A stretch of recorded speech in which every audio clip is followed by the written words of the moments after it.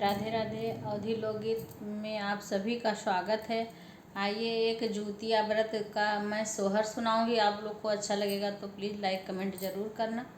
जुतिया माता का व्रत आया है, उसी का एक सोहर सुनाएंगे आप लोग को। अगर आप लोग को अच्छा लगेगा तो आप प्लीज़ लाइक कमेंट ज़रूर करना।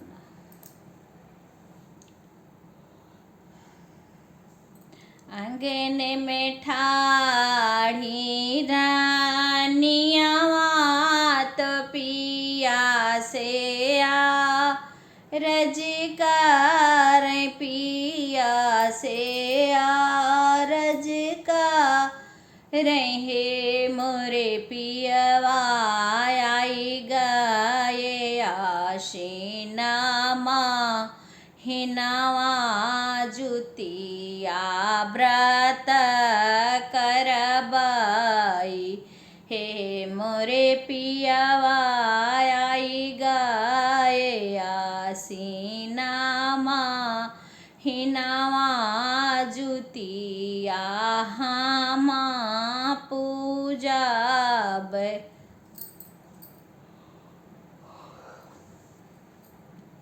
हे मोरे पियावा लैया वो चटकी चू नरिया हमाहू व्रत करबाई हे मोरे पियावा लैया वो चटकी चू नरिया हमाहू व्रत करबै जुतिया मैया पूजाब तुही मोरी रानी आसे रनिया तू बोलिया काऊ बुअली उहे मोरी रनिया तोरे गोदी नाही है बा लकवा बरत काऊ करबो जुतिया मैया पूजबू हे मोरी रनिया तोरे गोदी नाही बाबा लकवा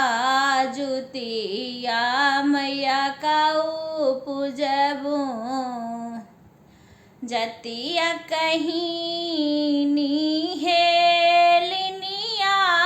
तो डगराबा हाराई डगराबा हारा इहे मोरी रनिया गोदिया मली हलीबा लकवा बहुत निका लागे बहुत निका लगाई हे मोरी रनिया गोदिया मिलाई के बालकवा बहुत निका लगाई जतिया कहीनी है सुअरिया देखाता भी ना खावन लागे मोरी रनिया आगे पीछे घूमा थे छा वनवा देखाता निका लागे देखाता निका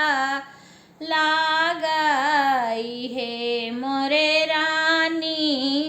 आगे पाछे घूमा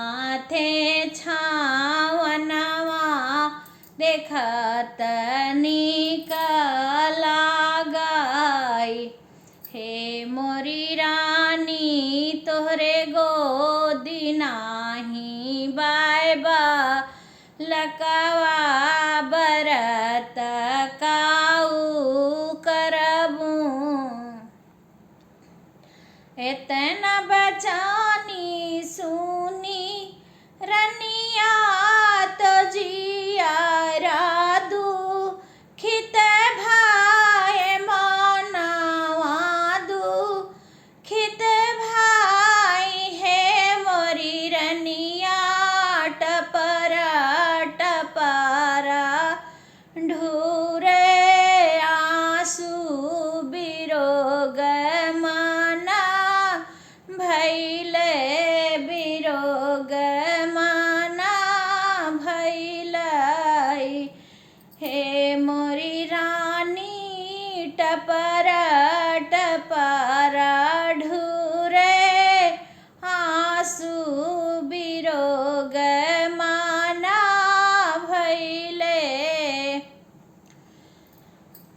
दोनों हाथ जोड़ती रानियावा जुतिया मैया माँ नवे लागी जुतिया